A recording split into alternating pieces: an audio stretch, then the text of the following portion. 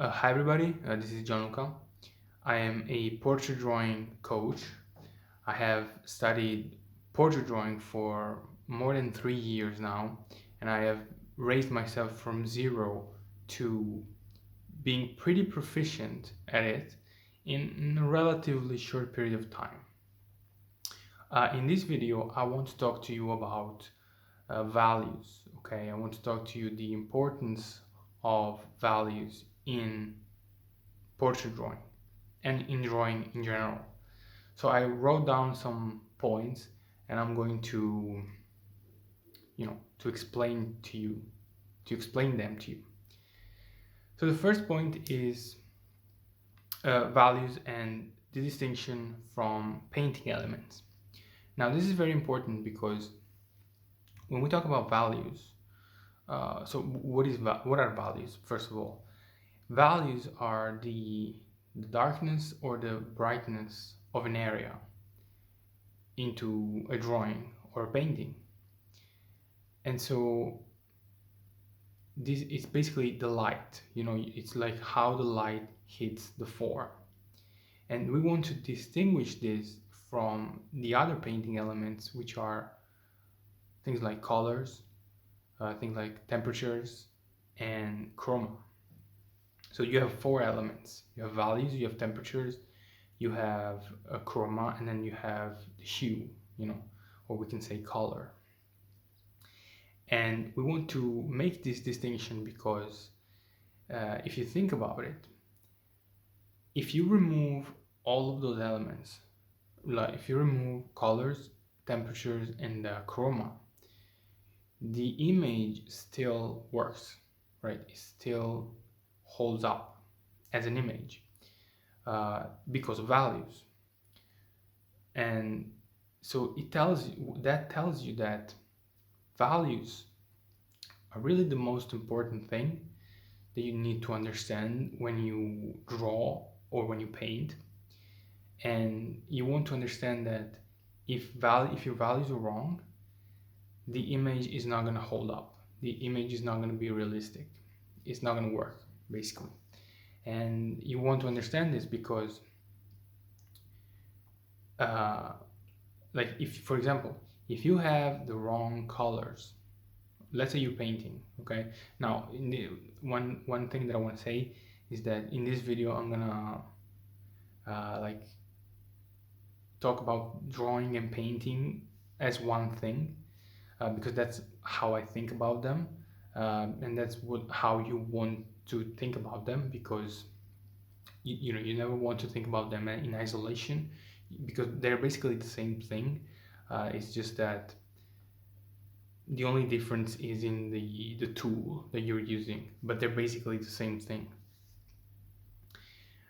And so, I'm gonna make this, I'm gonna talk about painting and drawing in the same thing, basically, as the same thing. And so if you have an image, if you have the wrong colors in an image, in a painting, but you have the right values, the image can still work, okay? Can still be realistic. You can still understand what's that thing, right? If, for example, if I take a picture, okay, and I remove all the colors, and you have a black and white image, you still understand what that is. You still understand maybe that's a portrait, maybe that's a hand, or maybe that's something. You understand what that is. But on the contrary, if you have the wrong values and the wrong values, but you have the right colors, the image does not work. You cannot have that mistake because values are the most important thing. Now, it's also one more thing that you need to understand is that it is very difficult to get to the right color if you have the wrong value. So, because basically, colors are, one component of colors are values. So, so you want to have, so values are very, very important. So this thing what does it tell you? It tells you that values are the most important thing. And if you don't get them right, it is impossible to get a good image, to get a good read on the image, right? It's you want to understand this because values are very, very important. The next point is, as I wrote it down, is every value indicates the changing of a plane, and so the form of the object. So this is also really important because it means that every value indicates the changing of a plane, right? So if you're drawing a portrait, right, and if you have maybe the light coming from this direction, okay, you might have this side of the face that is in the shadow and this side that is in the light. And so this indicates that there is a change of plane from here to here, right? So there's a roundness on the form, and so that's what values indicate. They indicate the changing of a plane. Okay, they indicate the light getting onto the form. Okay, and it indicates like the light hitting the form, and so revealing the planes. Now there are many tools that you can use to understand planes. Like for example, you can use the arrowhead in portrait painting, portrait drawing especially. You can use the arrowhead, which is basically a simplified head of a conceptualized person, and it's yes, there's like simplified planes, and they're based on the anatomy of the head, so the muscles, the bones. But really, the most important thing in a portrait are the bones. Okay, so like one more investment that you could make in your education would be to buy a skull and to really understand it very thoroughly if you really want to become good at portrait drawing, because like all the structure that you see on the face, all the major plane changes are made from the skull. Okay, so for example, the down plane of the eye socket here, it's because of the skull. It's because of the the eyeball goes into the eye socket and it makes this plane. Or maybe like for example the side planes here, it's because of the skull. The side plane here is because of the skull. So the skull is really the most important thing. The bones are the most important thing in a head. So yeah, this is very, very important to understand that values are the they indicate the form of an object and the light, right? And so basically, if you get them wrong, you are getting the form wrong, because if you get, like, I don't know, this value here darker than this value here, you have a confusion. You don't understand, because our eye works, you see the form based on the values. And so if you see a dark value here and a dark value here, you don't understand. You see what's happening. It looks wrong because it is wrong. The next point I wrote down is limited value range due to our tools, and the difference with the real values that we find in nature. So what do I mean by that? Nature has a much bigger range of values, a much bigger range of darks and lights. Why? Because if you think about it, the darks that you get from nature, you get them because a shadow in nature is the absence of a light, right? So the darkness of an area is because there is no light. and so it's always going to be much darker than a dark that you can get from charcoal, because in order to see your drawing you need to light it, and so it's never going to be as dark. Same thing for the light. The lightest light that you can get from your drawing is basically the paper, right? If you use white paper, and so comparing it to the sun is never going to be, it's not fair, right? So you have a much bigger range of values in nature, and you want to understand this, and you want to understand the limitations of your tool. Now, of course, different tools have different limitations, and some are better than others, but they are all limited compared to nature. For example, you can have graphite, and you can have charcoal, you can have oil paint. If you have, for example, graphite, now graphite has a much more limited range of values that you can get from it, because the darks that you get from graphite are much more limited than the darks you get from charcoal, right? Which are much more limited than the darks you get from oil paint. So now this is not to say that one is inferior to another, because they all have their roles in your education, and you want to learn them all based on their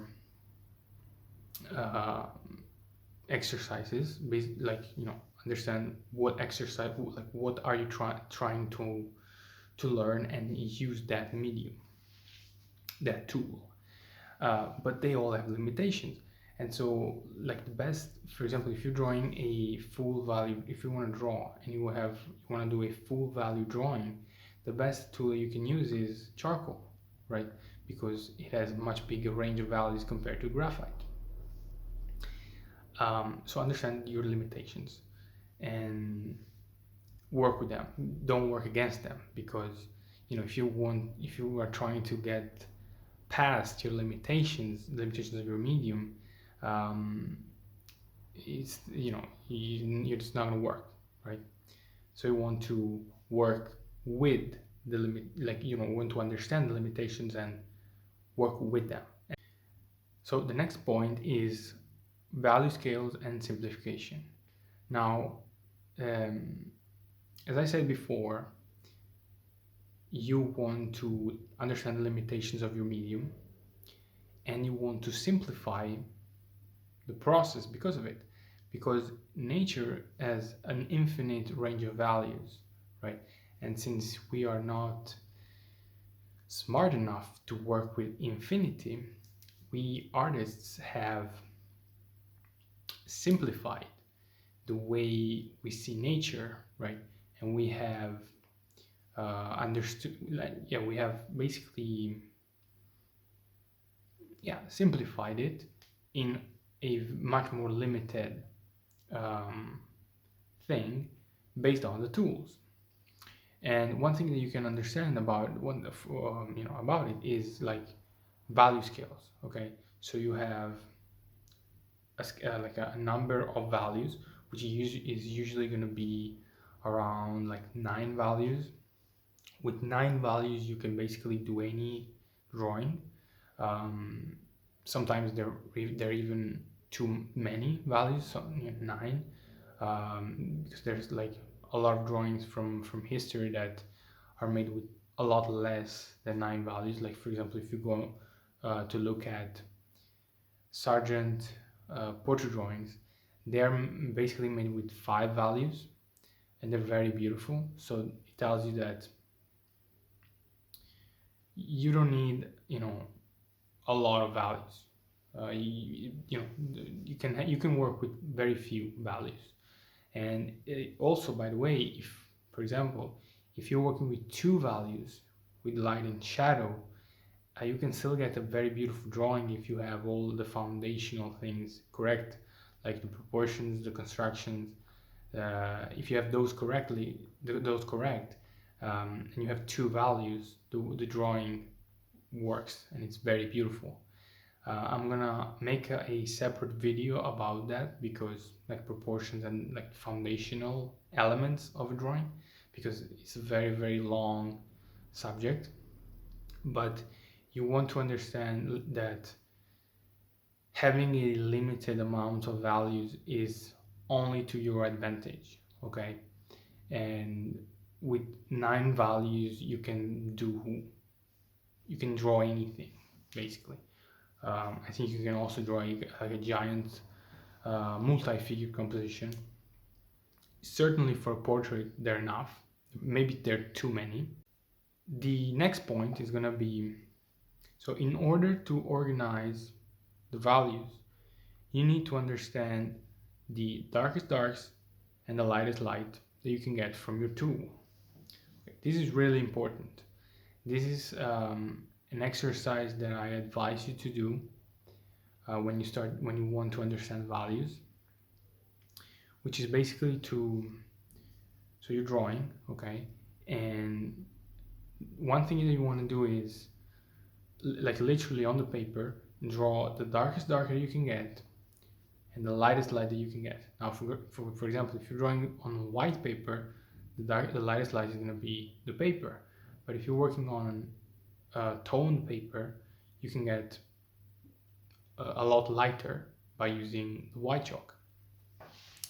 And so draw, like, physically draw them, literally draw them on the page, the darkest dark and the lightest light, so that you can understand the range, right? So you cannot go beyond those two limits. You can only go in between. And this is very important, because if you know the extremes and you know what you can get from your tool, now you can work in the middle. And since you can only work in the middle, there's only a limited value, there's only a limited range of values that you can draw, right? And so yeah, it's really, really useful to do that, because if you don't have the darkest dark and the lightest lights, if you don't understand your tool, it's very difficult to get the right value. Because also one more thing, like as I said before, nature is much more complex than a drawing. Much more, there's a lot more values. So you cannot go and look at a value and like try to match it on the page. You always want to have the relationship from the darkest dark in nature and the darkest dark in your tool, and the lightest lights in nature and the lightest lights with your tool, right? So you never want to go and like match the values that you see one by one. You always want to go from the extremes, right? So you have the extremes, and then you work in the middle. Say, okay, I have value, the darkest dark, the lightest light, and now what I'm going to do is I'm going to put another value, and I'm going to compare it. And I'm going to say, okay, this value that I put down is value number 7. Now, of course, it doesn't have to be like super precise, but it's closer to the darkest dark than it is to the lightest. So this is it for the video. I hope you enjoyed. This was one of the many videos that I'm gonna do about foundational things. Like in this video we talked about values, but in other videos I'm gonna talk about proportions, like construction. I'm gonna talk about different tools. So stay tuned on the channel, because there's a lot more videos that are gonna come out. By the way, I wanted to tell you that I have an amazing mentorship program to teach you portrait drawing. This program is designed specifically for retired people that have always wanted to learn to draw, since maybe it has always been their passion, but they never had maybe the time to study, or maybe they always thought that um, they needed talent and they didn't have the gift, and they couldn't learn because of this. I'm here to tell you that is not true. I mean, you can learn. It's never too late. So this is designed specifically for you. I'm going to give you a step-by-step guidance. You're going to get personalized critiques, and I'm going to be there with you along the journey so that you can get from wherever you're at right now to a pretty good level. Of course, depending on how much you're willing to work. Of course, this is not going to be like um, for people that are pursuing it, for pursuing this thing to make a career out of it, because we're not going to move at a very fast pace. You know, it's going to be a very enjoyable process, very slow, and maybe you always wanted to draw a portrait of your grandchildren or of your dog maybe, and now is the time. Now you've discovered the channel, and so it's the right time for you to start learning about these things. Um, Now, on the contrary, if you are one of those people that think that by buying my course, my program, you will automatically improve, you know, because of some magic thing, because I'm going to tell you this magic secret, um, this is not the right place for you. I'm, you know, discouraging you to buy, you know, because in order to improve, you need to work, you need to practice, you need to study a lot. And so, if you have that mentality, this is not the right place for you. Also, hurry up because there's limited spots available, of course, because my time is limited. I don't have infinite, I cannot give like 1,000 critiques a day. I only have a certain amount of time. So hurry up because before the slots finish. And so this is it. I will see you in the next video. Bye bye.